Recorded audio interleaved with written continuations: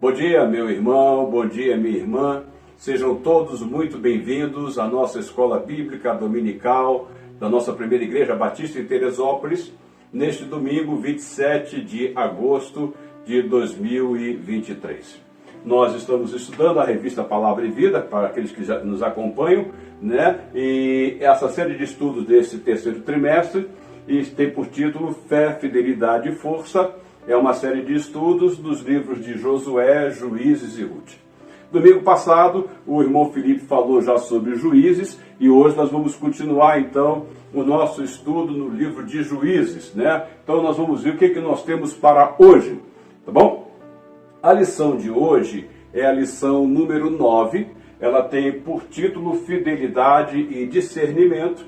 O texto base desta lição vai do capítulo 6 de Juízes até o capítulo 12 de Juízes. Então nós temos aí 13 capítulos, Juízes capítulo 6, verso 1 ao capítulo 12, verso 15. Então o título da lição é Fidelidade e Discernimento. Bom, vamos ver o que é fidelidade, né? Fidelidade é devoção a alguém, sinceridade, cumprimento de promessas e tratos. Já dá para a gente ver o que é isso no nosso relacionamento com o Senhor.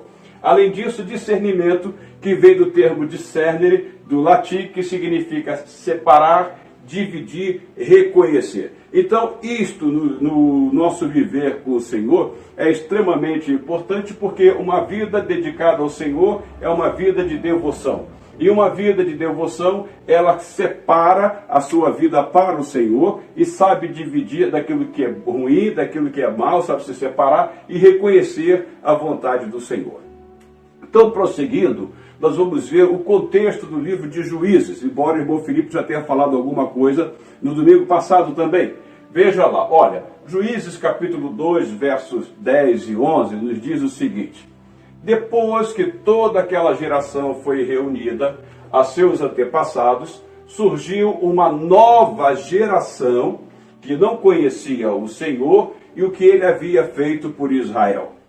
Então os israelitas fizeram o que o Senhor reprova e prostraram cultos aos Baalins. O que nós vemos neste texto? Nós vimos logo após a morte de Josué, que se não me falha a memória, ele morreu com 110 anos por aí. Tá? Logo após Josué, que morreu com a cidade bastante avançada, surge uma outra geração que não conhecia o Senhor e não sabia aquilo que o Senhor havia feito por Israel. Então, o que os israelitas fizeram? Eles se afastaram do Senhor, eles não discerniram a vontade do Senhor e fizeram aquilo que o Senhor reprova e prestaram cultos a outros deuses. Aqui o termo usado aqui, prestaram culto aos Baalins, que mais um pouquinho adiante nós vamos explicar o que são os Baalins. Então, olha aí, fechando o livro de Juízes, no seu último capítulo, no último verso diz: naquela época não havia rei em Israel, cada um fazia o que lhe parecia certo. Ou seja, o povo não discernia qual era a vontade do Senhor, cada um caminhava segundo os seus desejos, segundo as suas próprias vontades, sem se preocupar em agradar ao Senhor, porque o povo não tinha fidelidade ao Senhor. Aí nós vamos ver que o que aconteceu no período de Juízes. Acontecia algo cíclico. O que acontecia? Olha, Israel era oprimido por causa da sua desobediência. Então, quando se via bastante oprimido, clamava ao Senhor. E o Senhor, por sua misericórdia e graça, levantava um libertador. Esse libertador, então, alcançava a vitória, Israel era libertado, e logo depois de algum tempo parecia que eles se esqueciam de tudo e voltavam a desobedecer e ficavam nesse ciclo de opressão, de clamar, de Deus levantar um libertador, de ser libertado e desobedecer. Neste período aqui, então, é o período de Juízes, tá? Que nós vamos ver, então, quais foram os juízes. Otoniel, Eude, Sangá, Débora, bastante explicado pelo irmão Felipe domingo passado. Hoje nós vamos falar sobre Gideão, Tola, Jair, Jefité, mas depois, em lições posteriores, será falado sobre Ibissã, Elon, Abdon, Sansão, Eli e Samuel. Hoje nós vamos nos deter em Gideão, Tola, Jair e Jefité. Nós vamos falar desses 4 hoje, tá? Que nós vamos conversar sobre eles. Bom, Começando por Gideão, vejamos lá então. Olha, qual era o contexto do momento da vida de Gideão? Veja lá, olha. De novo, os israelitas fizeram o que o Senhor reprova. Não é novidade, porque o comportamento do povo era cíclico. E durante 7 anos, ele os entregou nas mãos dos midianitas. Os midianitas dominaram Israel, por isso os israelitas fizeram para si esconderijos nas montanhas, nas cavernas e nas fortalezas. Sempre que os israelitas faziam as suas plantações, os midianitas, os amalequitas e outros povos da região a leste deles a invadiam, acampavam na terra e destruíam as plantações ao longo de todo o caminho até Gaza, e não deixava nada vivo em Israel, nem ovelhas, nem gado, nem jumentos.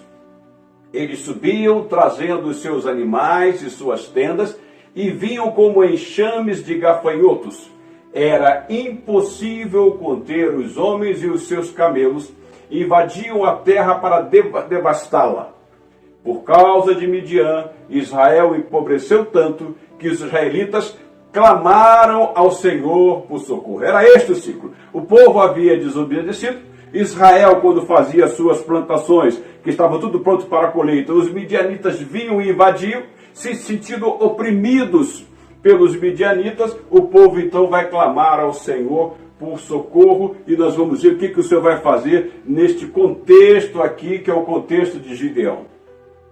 Então, no livro de Juízes, nós percebemos que os israelitas não tinham fidelidade ao Senhor e, consequentemente, pela sua falta de fidelidade, não discerniam a vontade do Senhor para com eles. É claro, porque uma coisa caminha com a outra. Fidelidade e discernimento caminham juntos.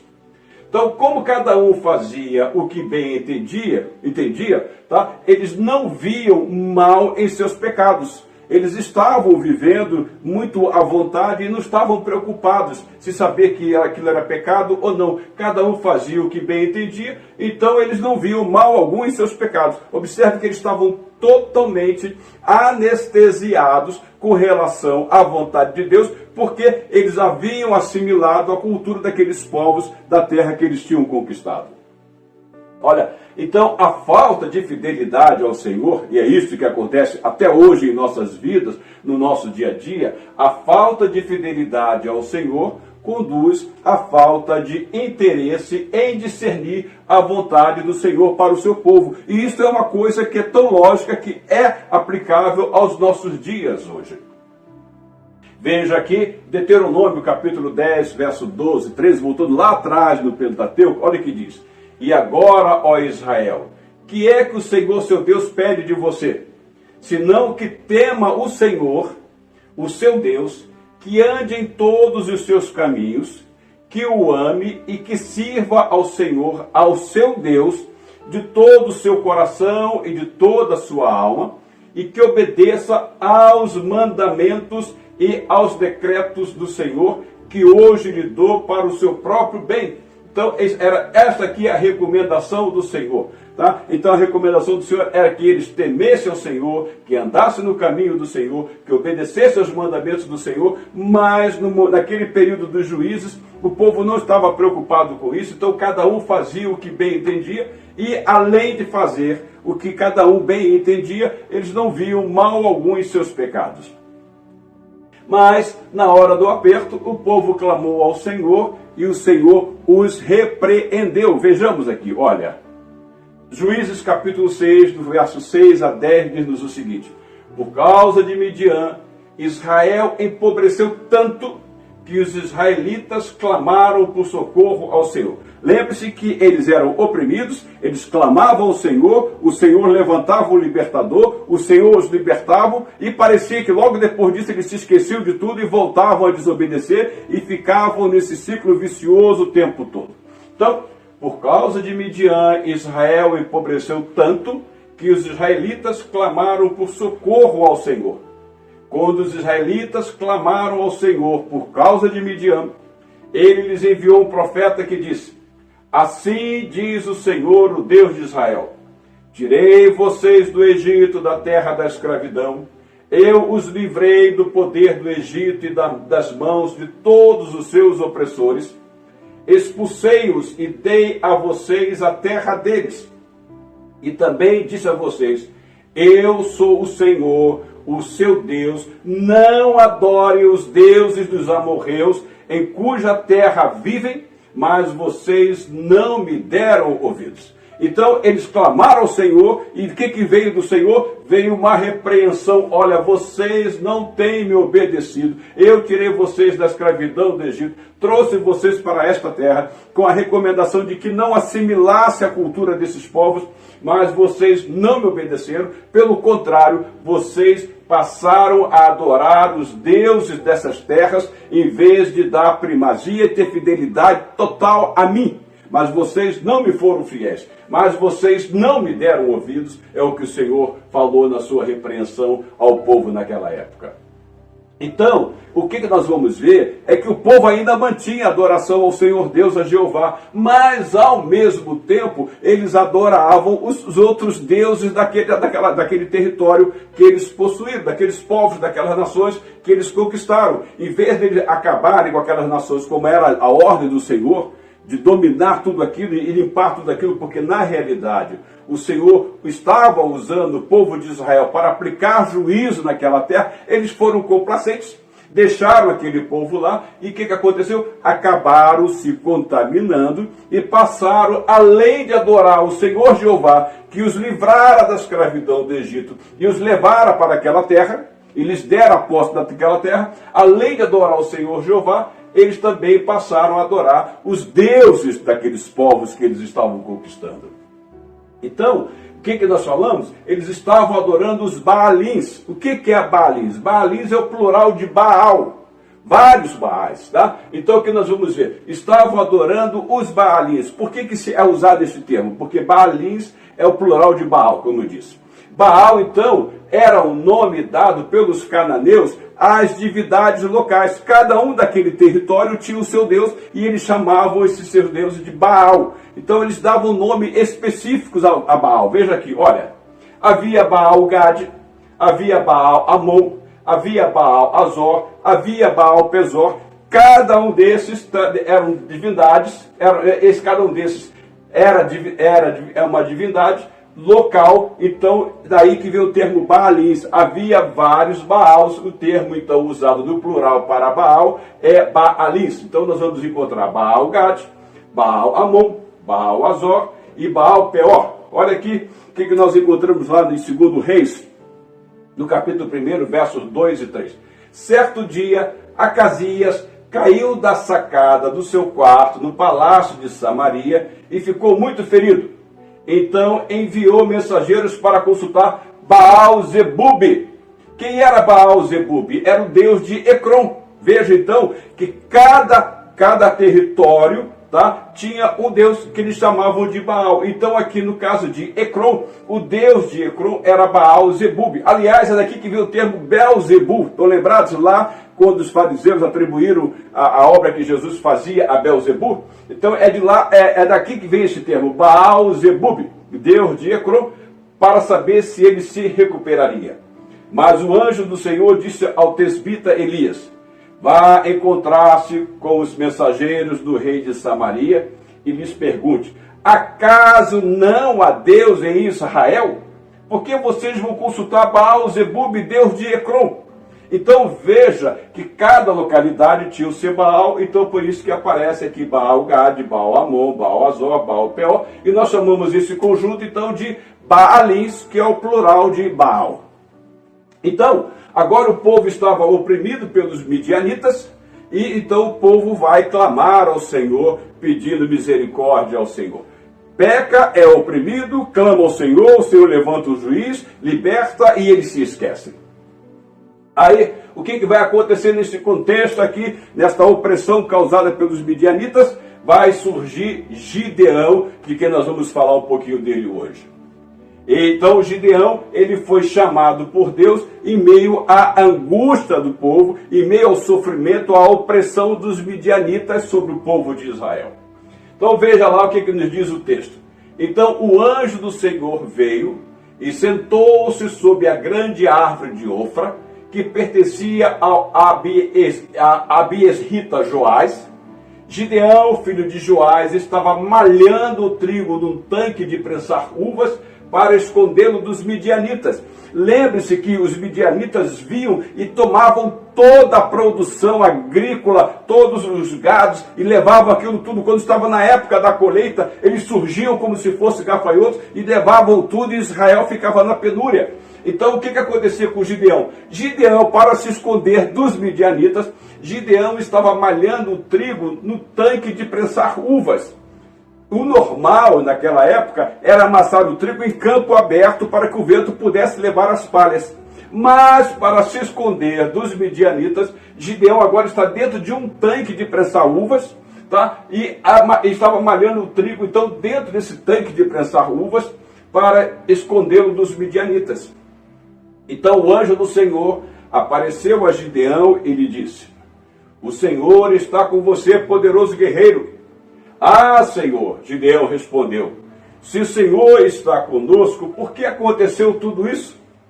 Onde estão todas as suas maravilhas que os nossos pais nos contam quando dizem: não foi o Senhor que nos tirou do Egito? Mas agora o Senhor nos abandonou e nos entregou na mão de Midian." Então, olha aqui que nós vamos ver aqui. O Senhor se voltou para ele e disse: "Com a força que você tem, vá libertar Israel das mãos de Midian." O Senhor agora está levantando Gideão para libertar Israel da mão de Midian. "Não sou eu quem o está enviando?" pergunta o Senhor a Midian. "Ah, Senhor," respondeu Gideão, "como posso libertar Israel? Meu clã é o menos importante de Manassés e eu sou o menor da minha família." "Eu estarei com você," respondeu o Senhor, "e você derrotará todos os midianitas como se fossem um só homem." Então surge Gideão aqui, nesse contexto, para libertar Israel da opressão dos midianitas. Então, Gideão estava lá no lagar, lá no local de prensar as uvas, malhando o trigo, e aparece então o anjo do Senhor e conversa com Gideão. Agora Gideão, depois dessa conversa com o Senhor, ele foi engajado então numa missão: libertar Israel da opressão dos midianitas. Essa foi a missão que o Senhor deu a Gideão como juiz.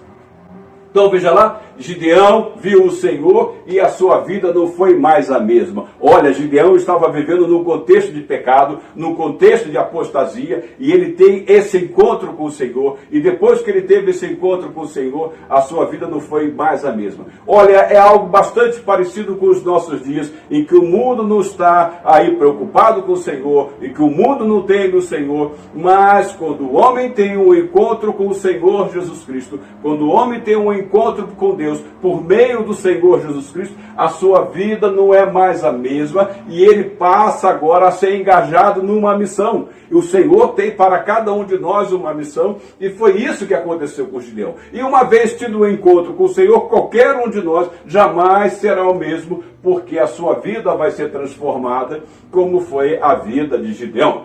Então, Juízes capítulo 6, verso 24 diz: "Gideão construiu ali um altar em honra do Senhor e lhe deu este nome: o Senhor é paz.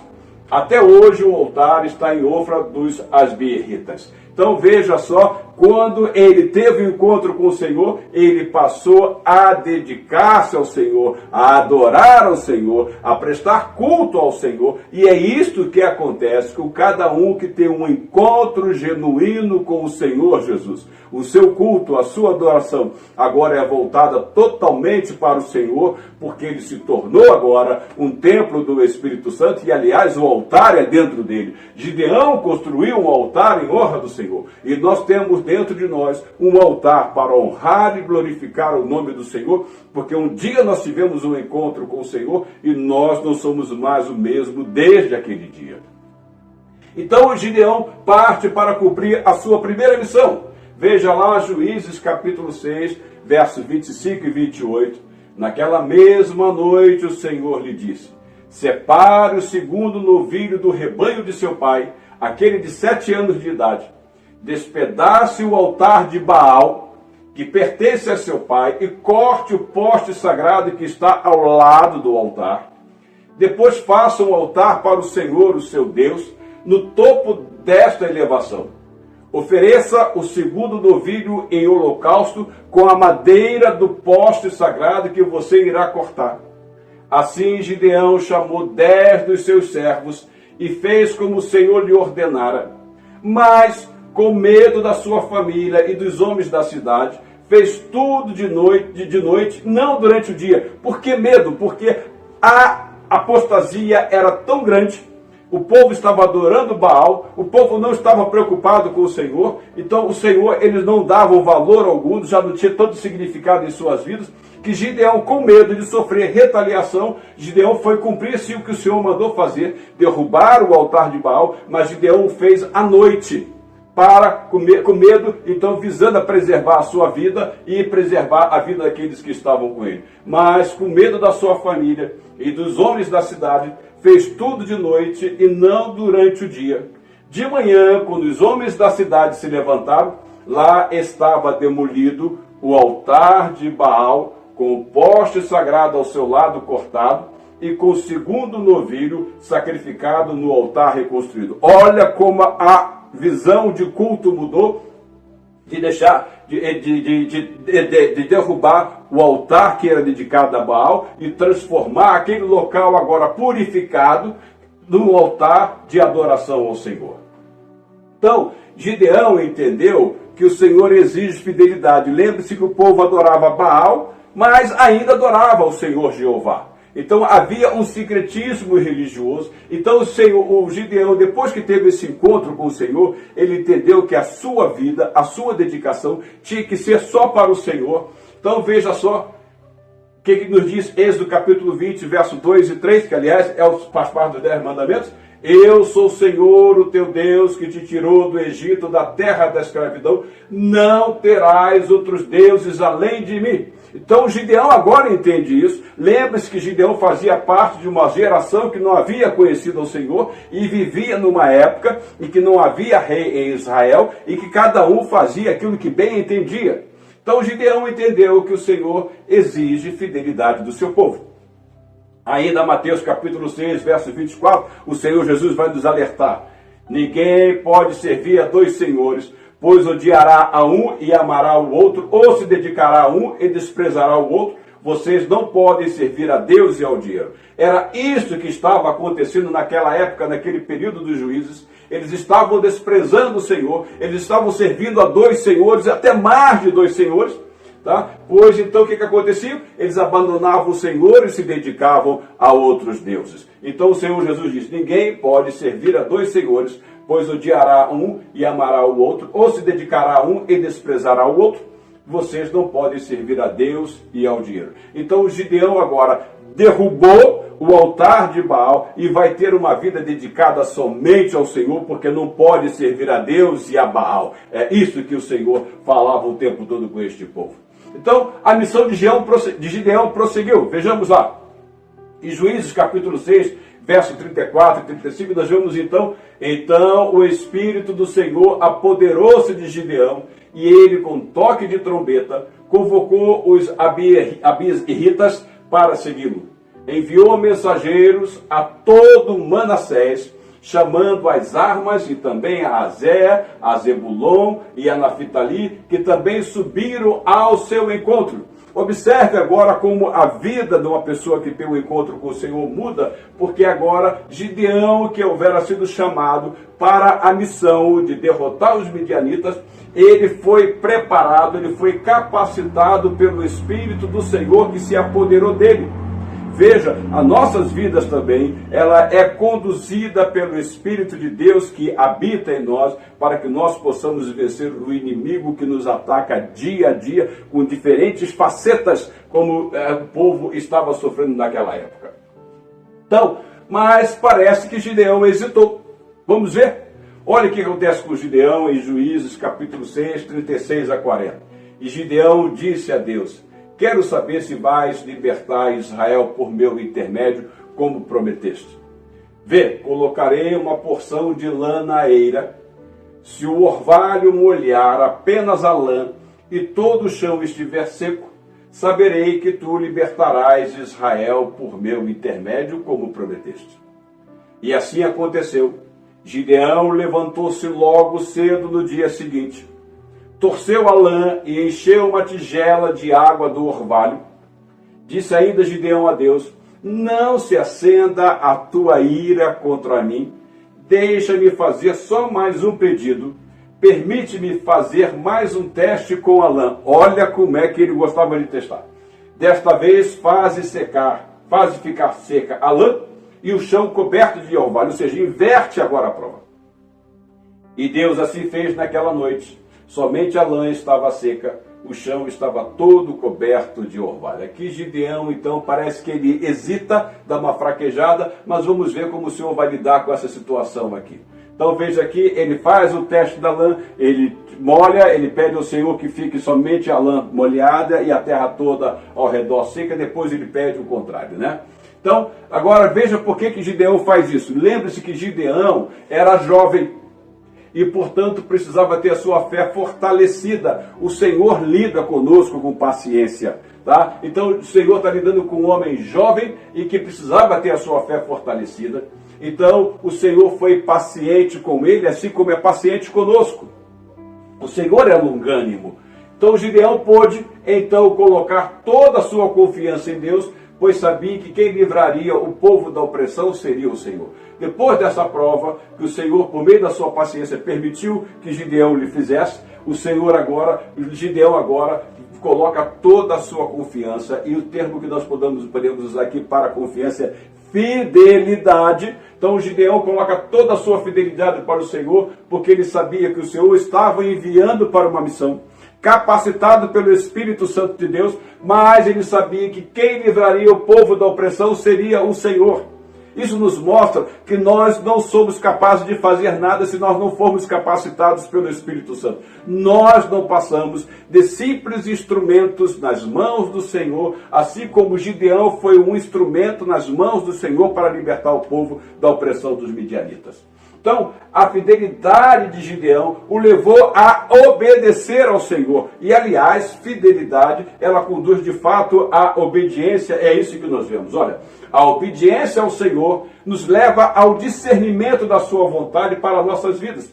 Quando nós somos fiéis ao Senhor, ou seja, quando nós temos a nossa fidelidade colocada no Senhor, isso nos leva a obedecer ao Senhor, e aí nós vamos querer satisfazer a vontade do Senhor, e nós vamos discernir qual é a vontade do Senhor para a nossa vida. Nós vamos discriminar, nós vamos separar aquilo que é a vontade do Senhor daquilo que não é a vontade do Senhor para nossas vidas.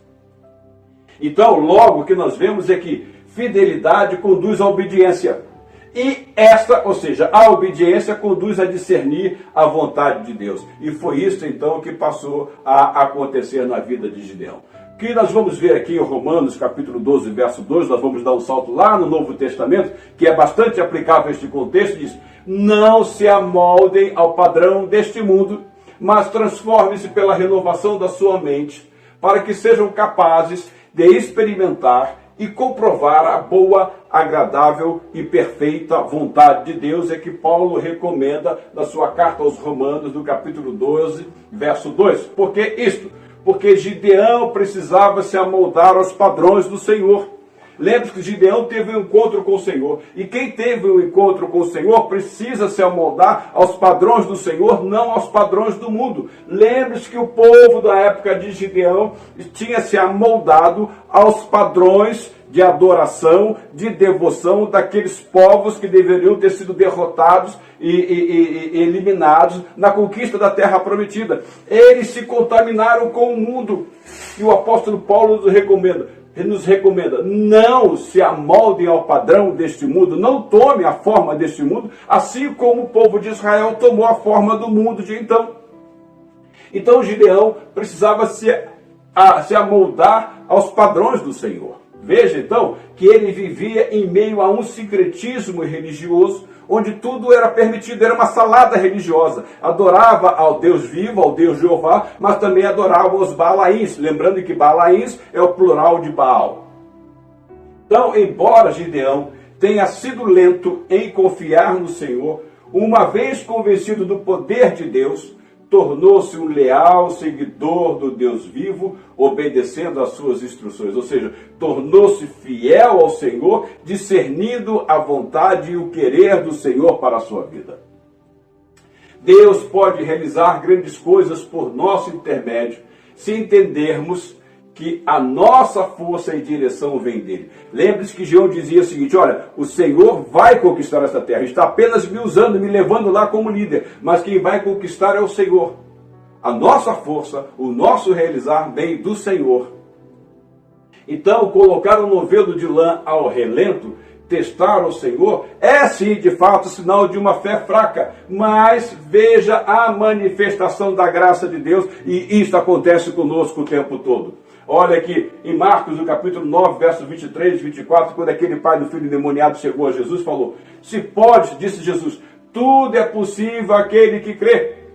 E imediatamente o pai do menino exclamou: creio, ajuda-me a vencer a minha incredulidade. E foi isso que Gideão fez quando ele colocou o Senhor à prova com aquele novelo de lã ao sereno, quando o novelo deveria ficar molhado e a terra ao redor seca, e depois ele inverte, quando o novelo deveria ficar seco e a terra ao redor molhada. Então, era a manifestação da graça de Deus. Foi um teste? Foi sinal de fraqueza? Foi. Mas o Senhor é misericórdia, assim como foi com aquele pai que correu aos pés de Jesus e pediu misericórdia por seu filho. E ele disse imediatamente, o pai disse o seguinte: creio, ajuda-me a vencer a minha incredulidade. E foi isso que Gideão fez, e nós também fazemos isso. Então o Gideão se preparou para a batalha. Veja lá, Juízes capítulo 7, de 1 a 3. De madrugada, Jerubbaal, isto é, Gideão, ele era também chamado de Jerubbaal, e todo o seu exército acampou junto à fonte de Arode. O acampamento de Midian estava ao norte deles, no vale perto do monte Moré. Lembre-se que Gideão está lutando contra os midianitas, né? E o Senhor disse a Gideão: você tem gente demais para eu entregar Midian nas suas mãos, a fim de que Israel não se orgulhe contra mim, dizendo que a sua própria força o libertou. Anuncie, pois, ao povo que todo aquele que estiver tremendo de medo poderá ir embora do monte Gileade. Então 22.000 homens partiram e ficaram apenas 10.000. Olha, ajuntaram-se a Gideão 32.000, mas o Senhor falou: olha, os medrosos, mande embora, manda que eles desapareçam. O que aconteceu? 22.000 foram embora, de 32.000 ficaram apenas 10.000. Então o Gideão agora tem 10.000 homens sob seu comando para derrotar os midianitas. Mas será que ele vai lutar com esses 10.000 homens? Vamos ver? Olha, você tem gente demais para eu entregar Midian nas suas mãos. Quem ia entregar Midian nas mãos de Gideão não eram 32.000 homens, não eram 10.000 homens, era o Senhor que iria entregar o povo de Gideão, de Midian, nas suas mãos. Então, quem ia guerrear era o Senhor, a vitória viria do Senhor. Aliás, a nossa vitória vem sempre do Senhor, porque nós não somos capazes. A nossa força, o nosso poder vem do Senhor por sua graça e misericórdia, por meio do seu Espírito Santo que habita em nós. E lembre-se que Gideão foi capacitado pelo Espírito Santo de Deus. Então, prosseguindo, veja lá. Então, Gideão de 32.000 homens caiu para 10.000 homens. De 10.000 homens ele vai cair para 300 homens apenas. Esse vai ser o seu exército. Por quê? Olha, Juízes capítulo 7, verso 4 a 7.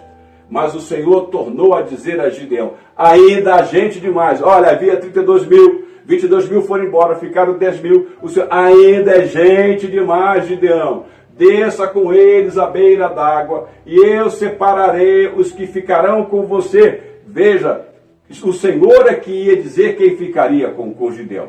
Se eu disser, este irá com você, ele irá. Mas se eu disser, este não irá com você, ele não irá. Então, assim Gideão levou os homens à beira d'água, e o Senhor lhe disse: separe os que beberem a água lambendo-a como faz o cachorro, daqueles que se ajoelharem para beber.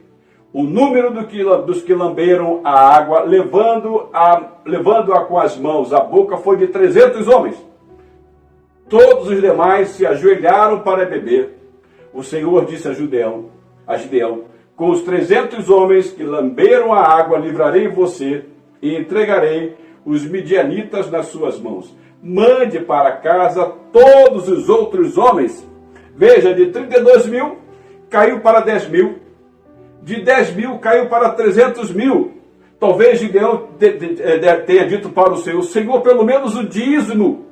De 32 mil, pelo menos o dízimo, 3.200. O Senhor falou, não, 300 apenas você vai conquistar, vai conquistar, vai derrotar os midianitas. Então, com 300 homens, Gideão agora parte para a batalha contra os midianitas. Então veja, aqueles que se ajoelharam para beber a água, o Senhor os afastou. E aqueles que pegavam a água com a sua mão, olhando ao redor, esses foram escolhidos e foram apenas 300 homens. Então, de 10 mil, começou com 32 mil, 22 mil foram embora, ficaram 10 mil, e de 10 mil agora, 9.700 vão embora, vão ficar apenas 300 homens com Gideão, aqueles que não se abaixaram, mas pegaram a água, fazendo aquela concha e lambendo rapidamente, e olhando o ambiente ao redor. Porque aquela recomendação do Senhor é orar e vigiar, é isso que o Senhor queria que eles fizessem. Então, com 300 homens, que nós vamos ver, Gideão derrotou 120 mil midianitas. Com 300 homens, Gideão derrotou 120 mil midianitas. Então, qual era a proporção que nós tínhamos da tropa de Gideão para a tropa dos midianitas? Para cada soldado de Gideão, havia 400 soldados midianitas. Olha a diferença que faz quando nós estamos com o Senhor. Para lutar com 400 mil, era a proporção. Então, Gideão, com 300 homens, derrotou 120 mil midianitas. Olha aqui, Juízes 8:10, de onde que nós tiramos este cálculo. Ora, Zeba e Zamuna estavam em Carcó, e com eles cerca de 15 mil homens. Estes foram todos os que sobraram dos exércitos dos povos que vinham do leste, pois 120 mil homens que portavam espada tinham sido mortos. Então, 120 mil para lutar contra 300, uma proporção de 1 para 400. Lembre-se, Juízes 7:2, o Senhor disse a Gideão, você tem gente demais para eu entregar Midian. Então, quem entregou Midian não foram esses 300 homens, foi o Senhor que entregou esses homens, que entregou os 120 mil de Midian nas mãos de Gideão. E o Senhor disse a Gideão, você tem gente demais para eu entregar Midian nas suas mãos, a fim de que Israel não se orgulhe contra mim, dizendo que a sua própria força o libertou. Quem libertou foi o Senhor. Então, este povo que era desobediente, por certo, iria se orgulhar, confiando na sua força. O Senhor falou, não. Com apenas 300 eu vou entregar e você vai derrotar esses 120 mil midianitas. Então, para eu entregar Midian nas suas mãos, a fim de que Israel não se orgulhe contra mim, dizendo que a sua própria força o libertou. Então, o que nós vamos ver? Que fidelidade não se preocupa com números. Preocupa-se em discernir a vontade do Senhor. Olha, de 32 mil homens cair para 300 mil, Gideão entendeu que a vontade do Senhor é que ele fosse à guerra com 300 homens apenas, porque não era o número de soldados que ia dar a vitória. A fidelidade não se preocupa com números. A obra do Senhor, o Senhor não se preocupa, o Senhor não está preocupado com quantidade, com igreja muito cheia. O Senhor está preocupado com igreja fiel, com igreja de fidelidade, com servos que exercitem a fidelidade no poder e na força do Senhor, na sua graça e misericórdia. Então, fidelidade não se preocupa com números, preocupa-se em discernir a vontade do Senhor. Sem a fidelidade do Senhor, os meios aparentemente eficazes nada são. Se Gideão não tivesse sido fiel ao Senhor e confiado no poder do Senhor, que lhe daria vitória com 300 homens apenas, e tivesse partido com os 32 mil homens, nada teria acontecido, porque sem a fidelidade do Senhor, os meios aparentemente eficazes nada são. Então, que nós vemos lá em 1 João 4:4, olha, filhinhos, vocês são de Deus e os venceram, porque aquele que está em vocês é maior do que aquele que está no mundo. Nós somos vitoriosos, não pelas nossas forças, porque o Senhor é quem está em nós, que é maior do que aqueles que nos cercam. E foi isso que aconteceu com Gideão e a sua tropa. O Senhor, Deus de Israel, era muito, muito maior do que aqueles 120 mil midianitas. Então, os midianitas foram derrotados e Israel ficou livre da opressão. Então, agora Israel está livre. Lembre-se daquele ciclo. O povo era oprimido, o povo clamava ao Senhor, o Senhor levantava um juiz, o Senhor libertava por meio do juiz este povo, e o povo logo depois se esquecia do Senhor. E agora Israel estava liberto da opressão dos midianitas, e então os midianitas foram derrotados e agora o povo estava tranquilo. Mas o que eles vão querer fazer? Aproveitando a empolgação da vitória, quiseram fazer de Gideão rei de Israel. Olha a fidelidade, olha o compromisso, olha o discernir da vontade do Senhor na vida de Gideão. Juízes 8, capítulo 22, verso 23, os israelitas disseram a Gideão: reine sobre nós, você, seu filho e seu neto, pois você nos libertou das mãos de Midian. Não, quem libertou Israel das mãos de Midian foi o Senhor Deus Jeová. Então, o que Gideão respondeu? Não reinarei sobre vocês, respondeu-lhes Gideão, nem meu filho reinará sobre vocês, o Senhor reinará sobre vocês. Observe que Gideão, ele não ficou empolgado, ele não se exaltou achando que ele era o forte, o poderoso, aquele general valente. Não, ele diz: olha, o reino é do Senhor, é Ele que vai reinar sobre vocês. Eu não vou reinar, e nem meu filho e nem meu neto vai reinar sobre vocês. Então ele respondeu: o Senhor reinará sobre vocês. Então Gideão agora já havia adquirido bastantes experiências com o Senhor. Ele conhecia quem era o Senhor, e é isso que é a nossa caminhada cristã com o Senhor, por meio de nossas experiências, por meio de nossas lutas e dificuldades, elas nos proporcionam que nós tenhamos um conhecimento maior do Senhor e que a nossa fidelidade seja colocada cada vez mais diante do Senhor, a nossa confiança seja total e plena no Senhor e que nós queiramos com isso obedecer, discernir a sua vontade para a nossa vida. Então, a fidelidade entrega o governo e toda a glória ao Senhor. Nós não fazemos nada por nós mesmos, e a glória não pertence a nós, toda a glória pertence ao Senhor, e Gideão reconheceu isso. A fidelidade entrega o governo e toda a glória ao Senhor. Então, veja lá Mateus capítulo 6, verso 10, naquele modelo de oração que o Senhor Jesus nos deu, que é chamado de Pai Nosso. O que vem lá? Venha o teu reino, seja feita a tua vontade, assim na terra como no céu. Ou seja, venha a minha vida e reine na minha vida. Eu não quero ser o rei da minha vida, assim como Gideão não quis ser o rei de Israel. Gideão diz: é o Senhor que vai reinar sobre vocês. E na oração do Pai Nosso, desse modelo de oração que o Senhor nos deu, melhor dizendo, venha o teu reino, seja o Senhor o rei da minha vida, seja feita a tua vontade, assim na terra como no céu. Então, apesar de tudo que Israel viu o Senhor fazer, o povo não manteve a sua fidelidade nele e, consequentemente, continuou desobedecendo, né? Aí veja lá, Juízes 8, 33 a 35. Logo depois que Gideão morreu, olha, os israelitas voltaram a prostituir-se com os Baalins, cultuando-os. Ergueram Baal Berite como seu Deus, e não se lembraram do Senhor, do seu Deus, que os tinha livrado das mãos dos seus inimigos em redor. Também não foram bondosos com a família de Jerubaal, isto é, Gideão, reconhecendo todo o bem que ele tinha feito por Israel. Olha a ingratidão, a infidelidade do povo voltando, como o povo estava vivendo naquele regime cíclico de opressão, de clamar, de ouvir levantar um libertador, ser liberto e se esquecer do Senhor. Então, ergueram Baal Berite, voltaram de novo lá a se esquecer do Senhor, ergueram Baal Berite como seu Deus e não se lembraram do Senhor, do seu Deus que os tinha livrado das mãos dos seus inimigos em redor. Então, Baal Berite, como eu falei que cada localidade tinha o seu Baal, Baal Berite era a divindade adorada em Siquém. Tá? Então é por isso que aparece aqui o termo Baalins, que é o plural de Baal.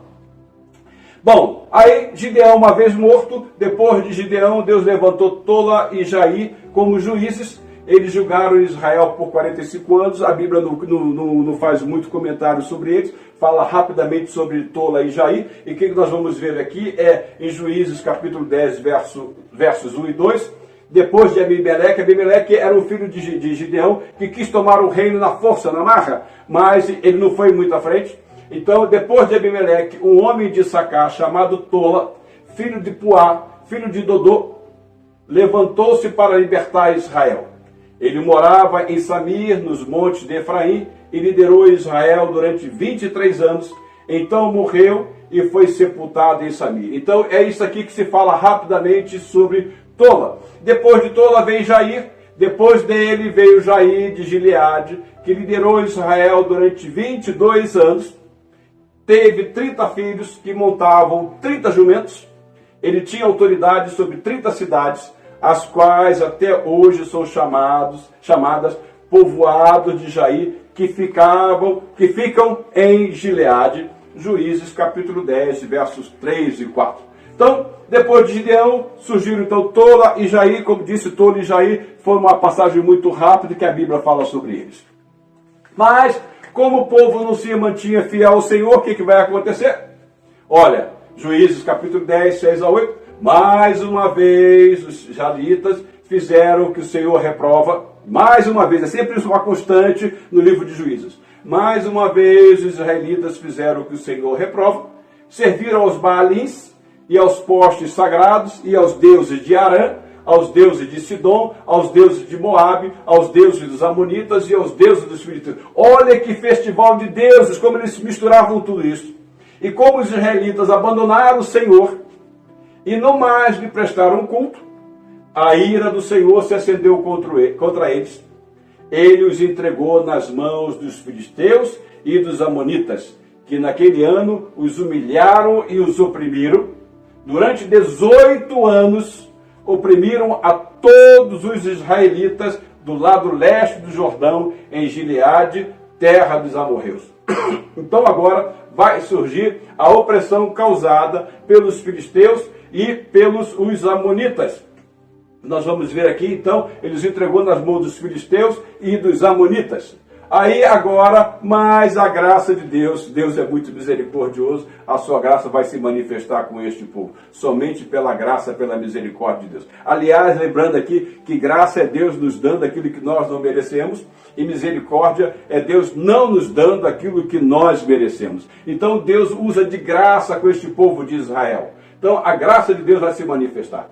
Juízes 10, capítulo 10, versos 15 e 16 diz: os israelitas, porém, disseram ao Senhor: nós pecamos, faze conosco o que achares melhor, mas te rogamos, livra-nos agora. Olha eles clamando ao Senhor de novo.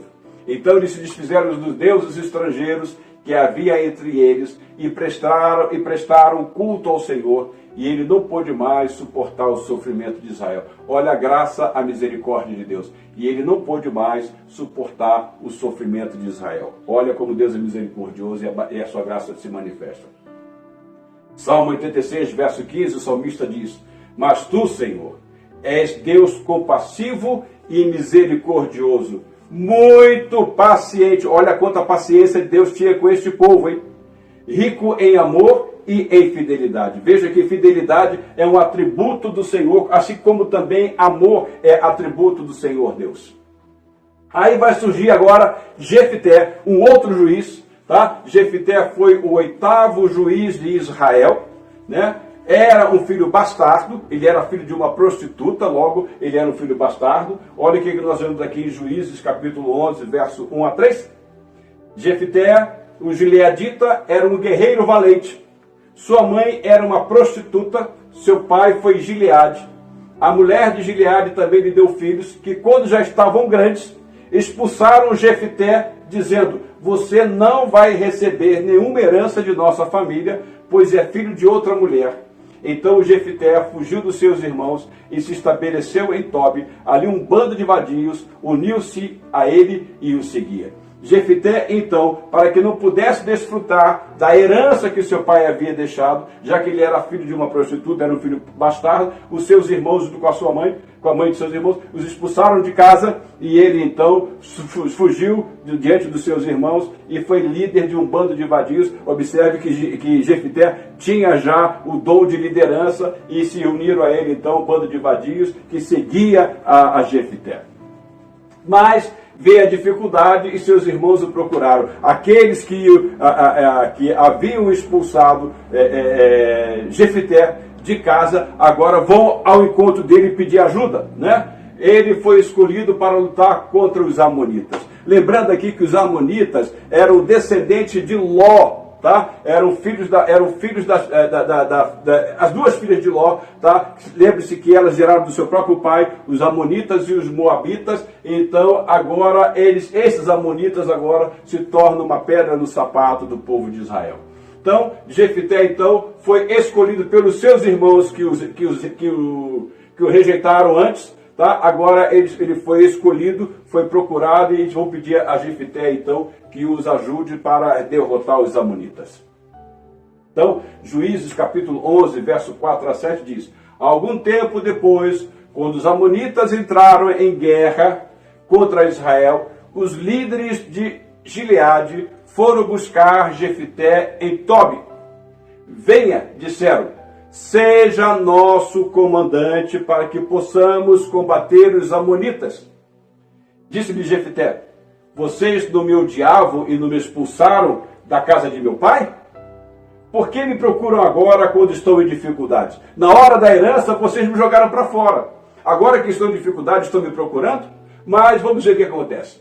Aí o que acontece? A fidelidade reconhece que quem luta pelos seus é o Senhor, e nós vamos ver isso na vida de Jefité. Olha aqui, Juízes capítulo 11, verso 8 a 10.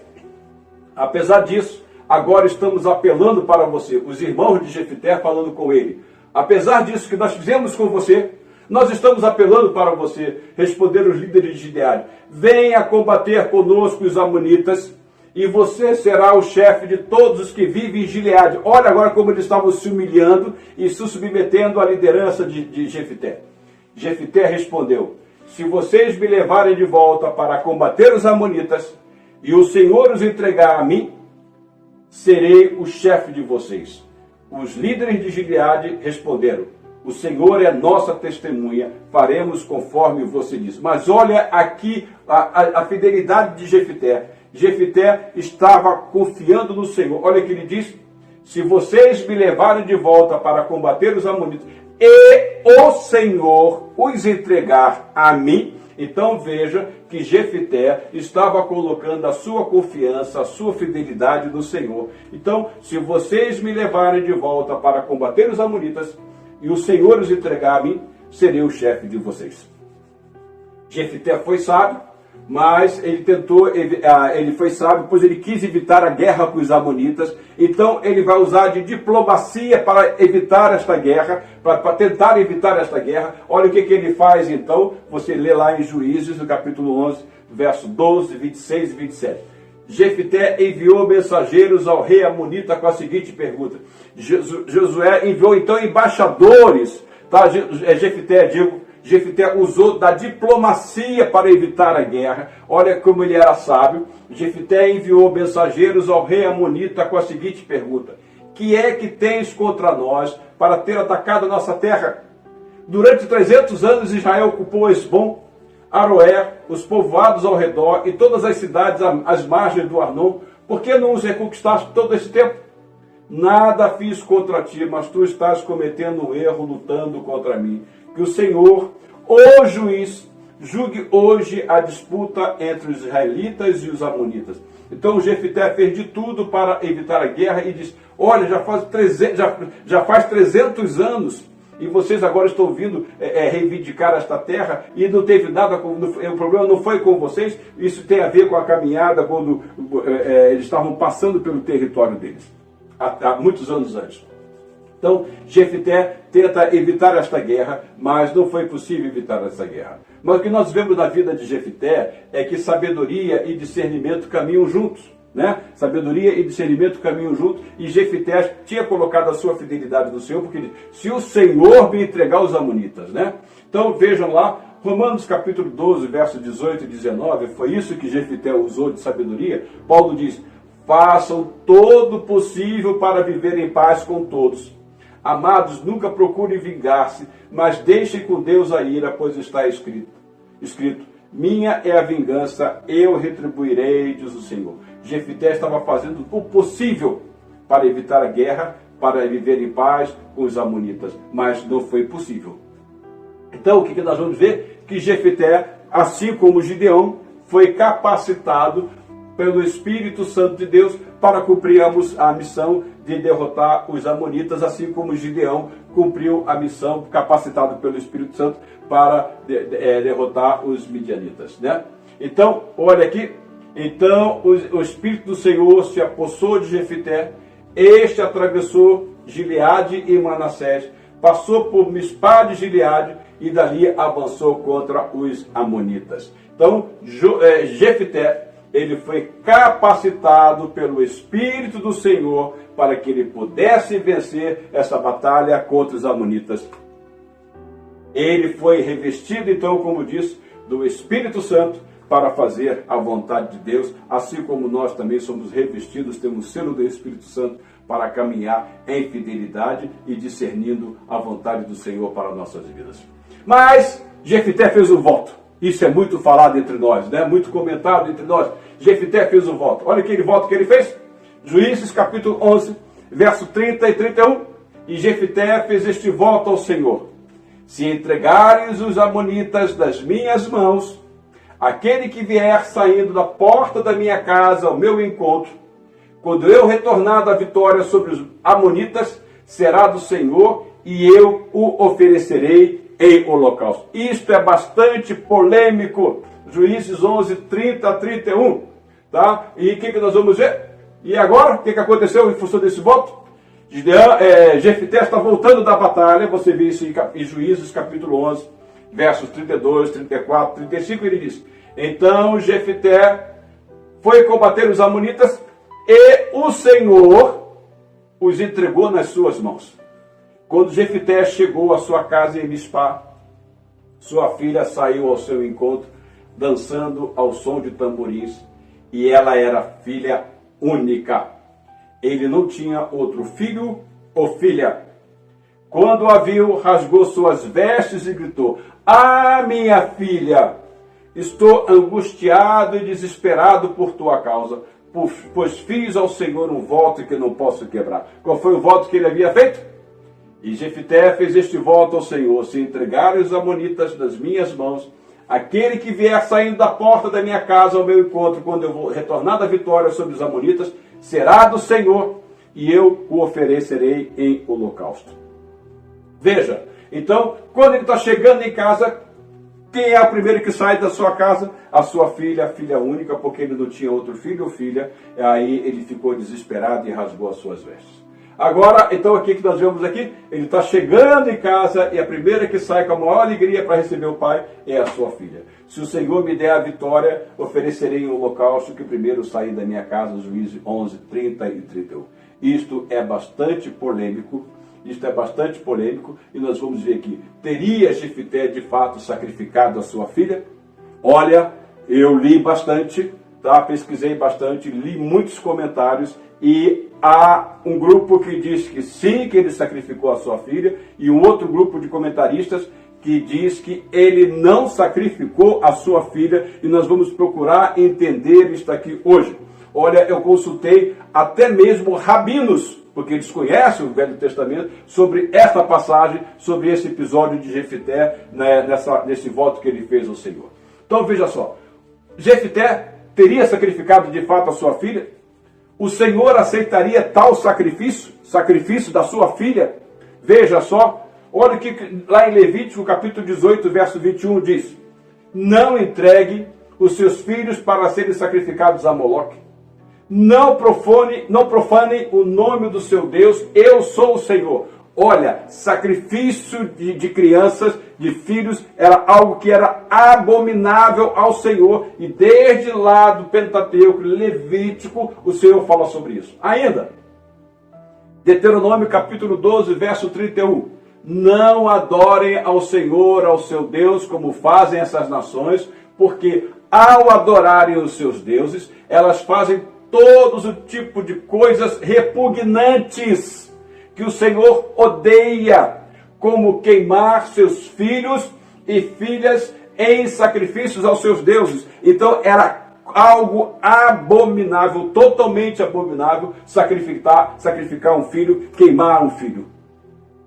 E Deuteronômio capítulo 18, verso 10. Não permitam que se ache alguém entre vocês que queime em sacrifício o seu filho ou a sua filha, que pratique adivinhação, ou dedique-se à magia, ou faça presságios, ou pratique feitiçaria. Vamos dar ênfase aqui. Não permitam que se ache alguém entre vocês que queime em sacrifício o seu filho ou a sua filha. Observe que tudo isto, este ato de oferecer o filho em sacrifício, era algo totalmente abominável e inaceitável pelo Senhor. Então, este é o nosso primeiro argumento que nós temos com relação a isso, né? Ainda, prosseguindo.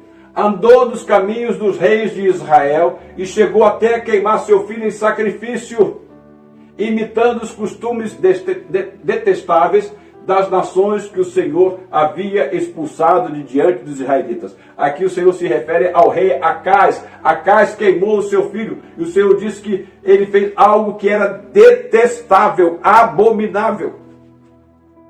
Então, Salmo 106, verso 35 a 38, nós vemos exatamente o seguinte: em vez disso, misturaram-se com as nações e imitaram as suas práticas, prestaram cultos aos seus ídolos que se tornaram uma armadilha para eles, sacrificaram seus filhos e suas filhas aos demônios, derramaram sangue inocente, o sangue de seus filhos e filhas sacrificado aos ídolos de Canaã, e a terra foi profanada pelo sangue deles. Então, é algo extremamente abominável, e aí nós fico do lado daqueles que dizem que de fato Jefité não queimou a sua filha, não ofereceu o holocausto. Detalhes importantes que nós vamos ver para que nós possamos embasar isto. Primeiro, Juízes 11, 29 a 30. Então o Espírito do Senhor se apossou de Jefité.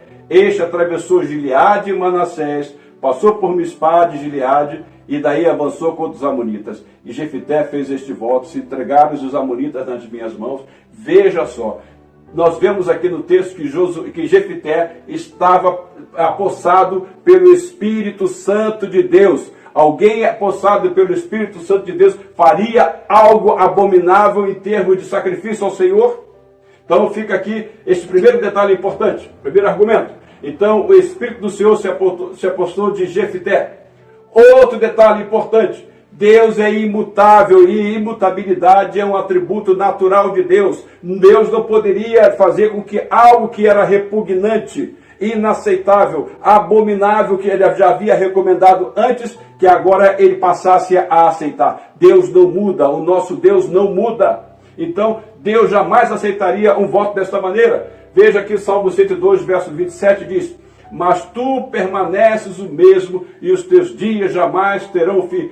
Tu permaneces o mesmo. Deus é imutável. Aquilo que ele falou no passado continua sendo válido hoje. Aquilo que era pecado no passado continua sendo pecado hoje. Então, nada mudou em relação ao pecado.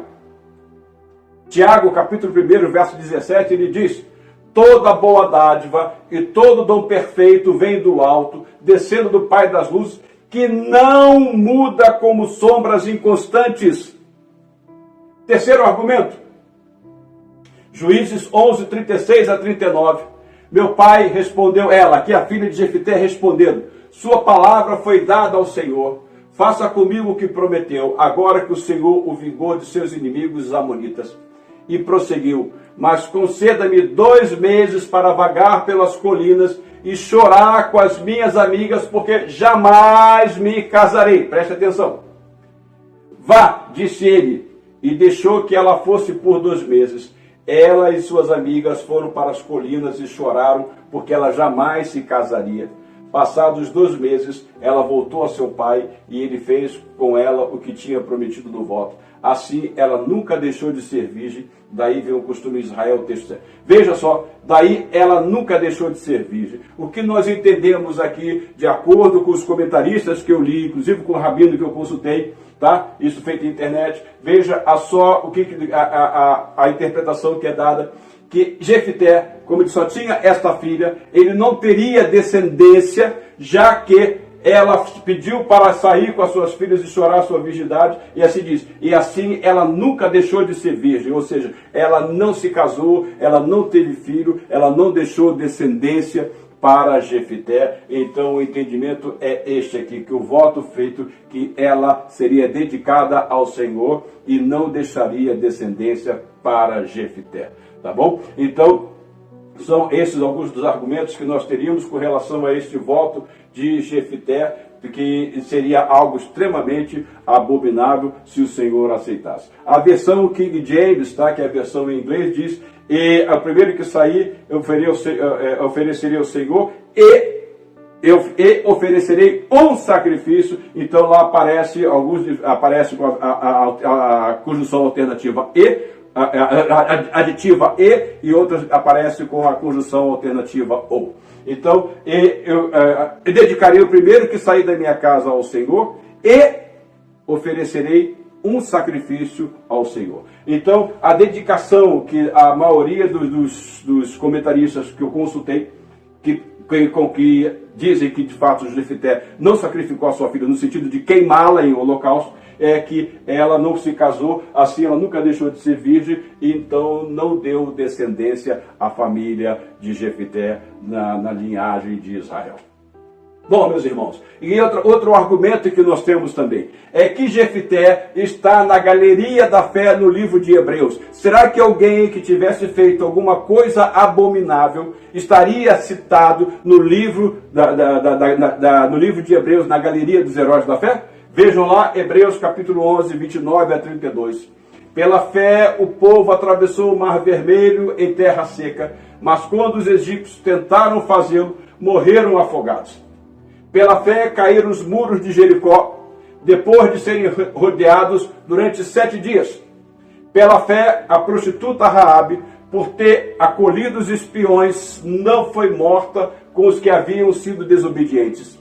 E que mais direi? Diz o autor da carta aos Hebreus. Lembre-se que o autor da carta aos Hebreus está dirigindo a carta para o povo hebreu. Eles conheciam muito bem as leis do Senhor, era o povo hebreu, portanto, descendência israelita, hebreus. Tá? Então eles conheciam muito bem a lei do Senhor. Então diz lá, que mais direi?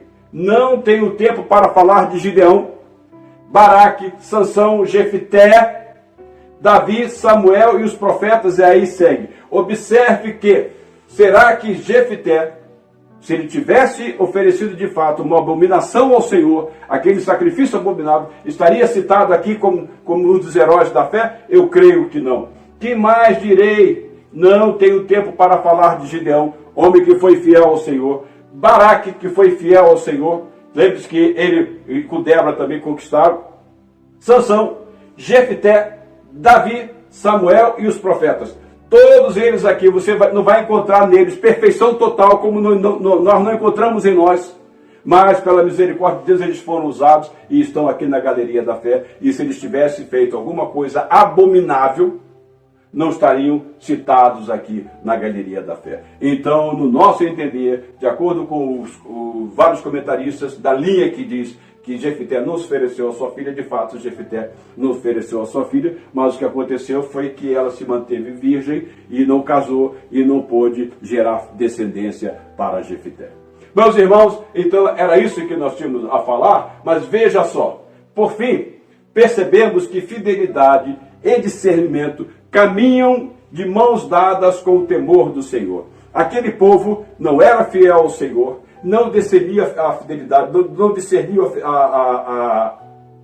os desejos do Senhor, os mandamentos do Senhor, porque eles não eram fiéis ao Senhor. Quando nós estamos preocupados em servir ao Senhor com interesse de coração, o que implica fidelidade, nós também estamos preocupados em obedecer todos os mandamentos do Senhor, porque diz o Salmo 119, verso 5, lâmpada para os meus pés e a tua palavra e luz para os meus caminhos. Então, quando nós queremos andar de acordo com a vontade do Senhor, segundo a sua palavra, isso vai fazer com que haja em nós fidelidade e, consequentemente, discernimento da sua vontade, e fidelidade e discernimento caminham de mãos dadas com o temor do Senhor. E é isso que nós vemos aqui em Salmo 25, 12, que diz: quem é o homem que teme o Senhor?